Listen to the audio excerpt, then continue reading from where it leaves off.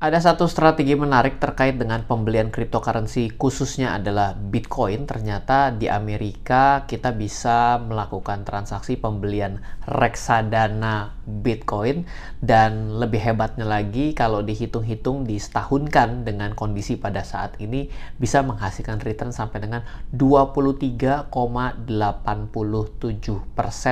tanpa perlu Anda jual. Wow, ini menjadi sesuatu yang baru, menarik, dan kenapa bisa seperti itu, saya akan coba bahas terlebih dahulu. Yang pertama, angka 23,87%, karena reksadana Bitcoin ini yang resmi di Amerika, yang baru berjalan dalam 1 tahun terakhir, yang mendapatkan izin meskipun Binance dan teman-temannya di Amerika dengan beberapa koin dilarang untuk dilakukan perdagangan akibat terindikasi sekuritisasi. Ternyata Bitcoin bisa masuk ke dalam pasar modal di Amerika, dan ketika masuk di Amerika juga memberikan return yang cukup menarik di tengah pada saat ini kripto dan Bitcoin masih dalam keadaan yang terus mengalami penurunan ataupun stagnan juga gitu ya. Kalau misalnya mengalami penurunan 80%, berarti kan sebenarnya dengan kenaikan-kenaikan kecil pada saat ini mungkin tidak terlalu berasa bagi yang sudah berinvestasi lebih dari 2 tahun terakhir, terutama sebelum pandemi dan setelah pandemi pasti akan merasakan bahwa cryptocurrency quote unquote pestanya sudah usai dan mungkin belum mulai lagi. Nah, pertama, 23,87% itu diberikan dari reksadana Bitcoin ini yang ada di Amerika. Setiap bulan itu secara teratur dengan performance sejak di bulan Februari kemarin menghasilkan dalam bentuk dolar 0,14, 0,1, 0,4, 0,4, 0,4, dan yang terakhir adalah 0,6, di mana 0,6 ini hampir 0,7 itu ada baru saja diinformasikan, dan kalau kita hitung saat ini menghasilkan 2,2 dolar per setiap pembelian dari unit ini. Dan kita tidak lagi berbicara mengenai 1 BTC berapa, tapi ini adalah sudah menjadi reksadana. Nanti kita jelaskan lebih lanjut. Agak panjang video kali ini, tapi saya yakin worth it sekali buat Anda mengetahui dan terbuka bahwa saat ini sudah ada reksadana berbasis Bitcoin. Bukan saja ada reksadana yang isi underlying-nya adalah properti, itu adalah barang lama, atau reksadana isinya adalah saham. Ini adalah reksadana yang isinya adalah portofolio Bitcoin di dalamnya. Dan lebih keren lagi, ini di listing di Amerika, di mana Amerika pada saat hingga video ini dibuat masih bumi gonjang-ganjing mengenai koin mana dan strategi apa yang diperbolehkan dan diperkenankan untuk akhirnya bisa legal di Amerika. Tapi Bitcoin dengan keadaan ini berarti tetap legal dan tetap melaju sebagai salah satu-satunya cryptocurrency yang bisa digunakan secara investasi tentunya secara luas yang ada di Amerika. Ya, oke, dengan 2,2 dolar, kalau kita setahunkan, bagaimana cara setahunnya? Lihat rumus di atas, maka hanya dengan gampang 2,2 dibagi 7 karena sudah payment 7 kali, dikali 12 berarti menjadi annualized.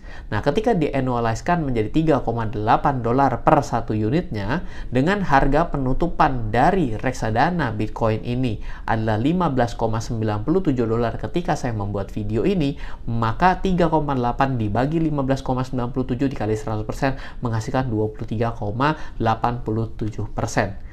Ini menurut saya menarik. Tanpa Anda jual, tanpa Anda perlu staking, tanpa Anda perlu mining, Anda bisa mendapatkan 23,87% dari Bitcoin itu sendiri dengan Anda menjadi Bitcoin holder secara tidak langsung. Nah, sekarang kita akan masuk ke dalam apa itu reksadana Bitcoin yang saya maksud. Nah, reksadana Bitcoin itu namanya adalah ProShares Bitcoin Strategy ETF. Nah, jadi sebenarnya tidak serta-merta reksadana. Ingat, reksadana itu kata luar negerinya, bahasa Inggrisnya adalah mutual fund. Nah, mutual fund itu berbeda dengan ETF. Kita ambil kata kuncinya adalah ETF dan mutual fund. Dimana kalau mutual fund, kita harus beli dan jual bukan pada bursa, melainkan kita harus beli dan jual kepada manajer investasinya. Kalau misalnya ProShares adalah manajer investasinya, bila ini adalah mutual fund atau reksadana, maka kita akan pergi ke ProShares-nya untuk melakukan pembelian dan penjualan. Dalam bahasa reksadananya dikenal sebagai subscription and redemption. Seperti itu. Nah, kalau ETF, maka ETF itu sebenarnya adalah reksadana juga, tapi beli dan jualnya hanya ketika marketnya buka. Karena BITO, kodenya adalah BITO dan ini adalah ETF, dipasarkan pada NYSE, berarti pada New York Stock Exchange. Berarti selama New York Stock Exchange buka, maka kita bisa membeli dan menjual BITO ini langsung di market, langsung di New York Stock Exchange, langsung di bursa Amerika. Jadi tidak seperti membeli cryptocurrency yang ada pada exchange Anda. Bila pada exchange Anda, maka 24 jam sehari, 7 hari seminggu Anda bisa melakukan jual dan beli. Kalau ini Anda hanya bisa melakukan transaksi pada saat market Wall Street Amerika buka atau bursa Amerika buka, Anda bisa menjual si BITO ataupun membeli si BITO itu. Nah, seperti biasa, ciri khas daripada reksadana maka dikelola oleh manajer investasi. Bila dikelola oleh manajer investasi, maka pasti ada yang namanya fact sheet dan prospektus. Ingat, ini adalah bedanya dengan reksadana. ETF itu hanya cara transaksinya saja. Tapi tetap saja ini dikelola oleh fund manager, product manager investasi gitu ya. Nah, kita coba lihat di sini yang saya bisa tampilkan. Mungkin ini adalah cash dividennya yang sudah diterima dan ini setiap bulan. Anda pasti bertanya, kenapa setiap bulan? Saya tidak jawab dulu, tapi saya mau lebih jauh mengenal fact sheet-nya. Oke, fact sheet-nya ini adalah inception date-nya. Lalu habis itu ini adalah net asset-nya atau biasanya dana kelolaan yang ada di dalam si BITO tersebut. Lalu ini adalah the first US Bitcoin Link ETF ya. Lalu world largest and most actively traded cryptocurrency ETF. Yes, betul, karena cuma satu, sebentar lagi ada dua saingannya. Lalu yang perlu dan menarik di sini adalah, ini dia. Ini dikelola aktif dengan menggunakan underlying-nya apa? Logikanya begini, bila Anda membeli reksadana saham, maka underlying yang dibelikan di bawah daripada reksadana yang Anda beli, itu sebenarnya adalah saham-saham. Oke, tapi bila Anda membeli si BITO ini, maka underlying-nya sebenarnya adalah CME Bitcoin Futures. Nah, jadi ini dibelikan Bitcoin Futures. Di mana Bitcoin Futures-nya ini ada tanggal berapa ya fact sheet ini ya? Oke, fact sheet ini adalah rilis di Maret 2023, maka dibelikan yang bulan 4 dan bulan 5. Jadi yang bulan 4 artinya adalah Bitcoin Futures yang jatuh tempo 1 bulan kemudian di bulan April itu 68,7%, sedangkan Bitcoin Futures CME yang ada jatuh tempo bulan 5 atau 2 bulan daripada bulan fact sheet ini dibuat itu 31,2. Jadi yang jangka pendek dibeli lebih banyak daripada yang jangka panjang, dan mungkin saja akan berbeda tergantung dengan pemikiran dari si fund manager itu naik dan turun gitu ya. Kalau dia merasa bahwa akan naik, dia akan cari yang jangka pendeknya lebih besar. Mungkin seperti itu gitu ya. Tapi tentunya biarkan mereka yang mengelola seperti ini. Tujuannya kenapa? Kalau kita membeli CME Bitcoin Futures, Anda akan tanya, apa itu CME? CME itu adalah bagian dari CME Group, yaitu CME itu singkatan dari CME itu, what is CME? Oke. CME itu adalah CME ini dia. CME itu adalah the world's leading and most diverse derivatives marketplace ya. Jadi CME itu adanya di CME itu adanya di Chicago. Saya jadi lupa sendiri itu, tiba-tiba ngeblank ya, maklum ya, semua harus dihafal ya, nggak bisa gitu ya. Jadi menyediakan semua futures ada banyak sekali. CME yang terdekat kalau dari Indonesia ada perwakilan dari Singapura. Saya pernah menjadi trainer selama 2 tahun dari CME Group yang ada di Singapura, tapi untuk penjelasan market yang ada di Indonesia, yang dijual di produk di Indonesia. Lalu untuk Bitcoin futures itu saat ini yang jalan ada 3, yaitu adalah Juli, Agustus, dan September. Karena saya di Juli, berarti dia akan expired di minggu ketiga, biasanya seperti itu.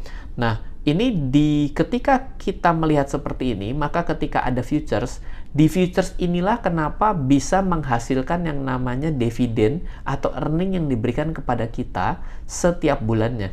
Seperti ini. Jadi artinya adalah karena sudah mau jatuh tempo, bayangkan ini adalah bulan 7. Maka ketika bulan 7 mau habis, agar tidak diperkenankan mereka memegang cash, maka mereka harus memperpanjang kontraknya dong. Yang 7 pindah ke, ini kan bulan 7, 8 sama 9. Berarti kan yang 7 habis, dia harus pindah yang ke 9. 8 yang habis, dia harus pindah ke 10. Dia akan langsung melakukan roll over secara terus-menerus. Nah, nilai kontrak yang selisih itulah dalam setiap pembelian, itu yang diberikan sebagai dividen dari si BITO itu sendiri. Jadi, kenapa bisa ya yang namanya Bitcoin tidak dibeli dan dijual, tapi menghasilkan keuntungan setiap bulannya, ya meskipun bisa besar, bisa kecil, padahal juga tidak membeli Bitcoin secara langsung, melainkan futures daripada Bitcoin, kepada kita diberikan dividennya secara berkala, diakibatkan adanya rollover. Dan juga adanya rebalancing dari yang dilakukan oleh manajer investasi untuk menjaga selisih daripada proporsi dari Bitcoin futures yang dibeli dengan 2 Bitcoin futures yang berbeda jatuh temponya. Dengan adanya selisih itulah, maka dia make money untuk diberikan kepada kita sebagai pembeli ETF-nya, seperti itu. Jadi ETF itu sama seperti saham, bila Anda pada saat kumnya, yaitu pada tanggal declaration date-nya diumumkan, maka bila declaration date itu Anda memiliki BITO ETF, maka secara otomatis Anda akan menerima dividen senilai 0,66 yang akan direcord pada tanggal 5 Juli, dan Anda akan dibayar pada tanggal 11 Juli untuk si 0,66 ini. Sama seperti dividen. Ada cum, ada X, ya kan? Ada payment gitu, ada settlement gitu. Nah, jadi seperti itu. Ini menjadi suatu informasi yang mungkin Anda juga belum tahu, tapi juga masalahnya ini adanya di Amerika. Maka tantangan untuk Anda ikut memiliki daripada si BITO ETF ini, ya mungkin Anda harus memiliki akun di Amerika. Atau Anda coba cari platform-platform mana yang terbuka untuk investor Indonesia, alien resident seperti kita, untuk bisa membeli si BITO itu sendiri. Saya punya aplikasinya yang dulu pernah ada di Indonesia, cuma sekarang tidak ada lagi.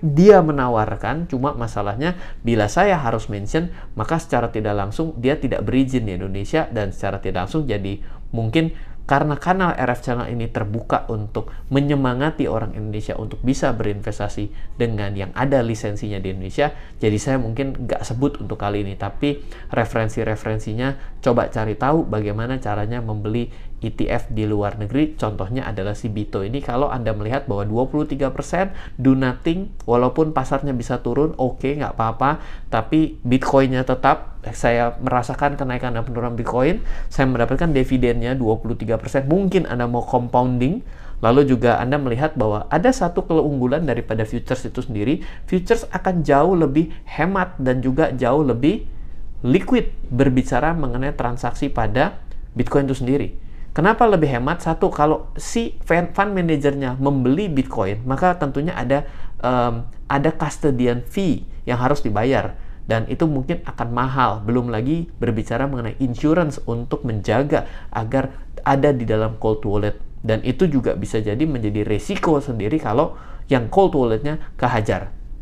Yang kedua, secara likuiditas. Bila nilai transaksinya kita lihat menjadi salah satu yang terbesar, secara otomatis futuresnya juga akan menjadi laku, dan futures itu juga bukan hanya orang yang membeli ETF, tapi orang lain juga membeli futures untuk tujuan-tujuan lain, entah spekulasi dan lain sebagainya, ataupun hedging dari Bitcoin. Maka kita dapat pastikan bahwa Bitcoin futures itu menjadi salah satu pilihan yang baik untuk menjadi underlying dari ETF itu sendiri. Saya tahu untuk video kali ini mungkin nggak terlalu gampang, tapi ya kalau bahas yang terlalu gampang mungkin juga bosan kali ya, karena ya udah lama mengedukasi gimana cara membeli kripto, ya semua juga udah bisa itu ya, influencer juga sudah banyak yang ngomong. Tapi karena saya juga tidak serta-merta menjadi seorang influencer, tapi ingin berbagi hal yang teknis terkait dengan hal-hal yang sifatnya investasi, ya mungkin ini bisa Anda konsumsi untuk kali ini dan menjadi suatu pilihan buat Anda kalau Anda mau coba untuk melakukan diversifikasi pada aset kripto. Semoga selalu bermanfaat. Dari saya Ryan Filbert, salam investasi untuk Indonesia.